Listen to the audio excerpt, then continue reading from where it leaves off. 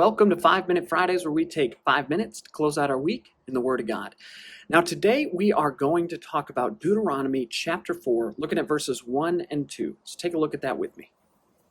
Now, Israel, hear the decrees and laws I am about to teach you. Follow them so that you may live and may go in and take possession of the land the Lord, the God of your ancestors, is giving you. Do not add to what I command you, and do not subtract from it, but keep the commands of the Lord your God that I give you. And so the reason that we're talking about that today is because as we live in our world, you're going to see a whole bunch of rules that pop up. You know, I got one right behind me on this door here. You know, everyone must wear a mask indoors. All right. And if you're in Oregon, you probably saw the more recent decree that said we have to wear a mask when we're in public settings outdoors. And when we look at the rules and the laws that we have in our land today, you know, there's so much debate over whether they're right or they're wrong. You know, is abortion right or wrong? Is wearing a mask right or wrong? Is driving the speed limit right or wrong? You know, and we all kind of give our opinion on that. We all kind of share what we think about the rules that we have here. But when we're looking at the rules that God has given to us, the laws that God has given to us, the teachings that God has commanded of us, there's no debate. There's no arguing about what we're expected to do, about what we're called to do.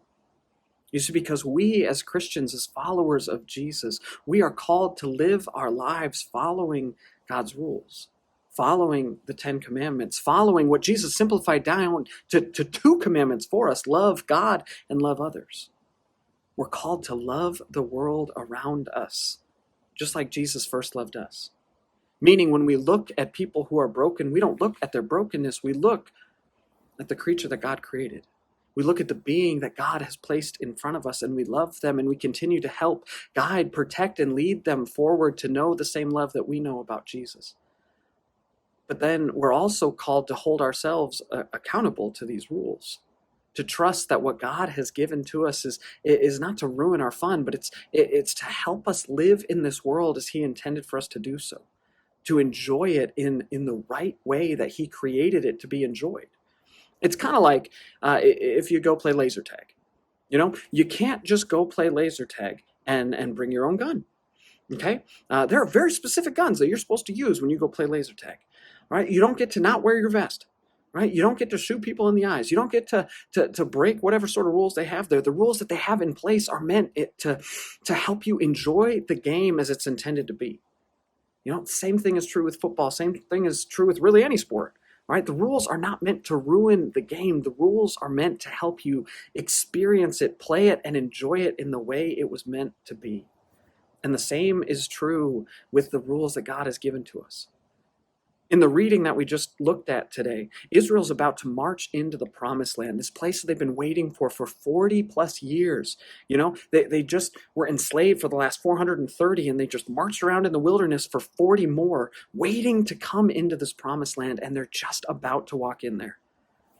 And what Moses is reminding his people of is, hey, you know what's expected. You know what you're supposed to do. You know how you're supposed to live. Follow the commands I have given to you, and let me show you how incredible this place can be. Well, Israel failed over and over and over and over and over again, and for them, they were punished. They had to pay the price for the sins that they committed, but for us, we know that Jesus has already paid that price. And so now we don't follow the rules in order to be in God's good favor. We follow the rules because we know we're promised a new land, a new heaven, and a new earth when Jesus comes back.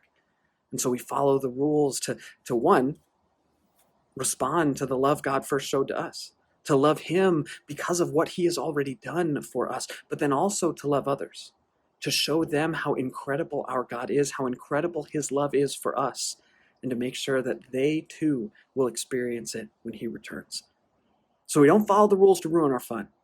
We follow the rules to experience this amazing, amazing world that God has given to us. And even if you don't agree with these rules that man has made, continue to follow what God has called us to do. Love God and love others.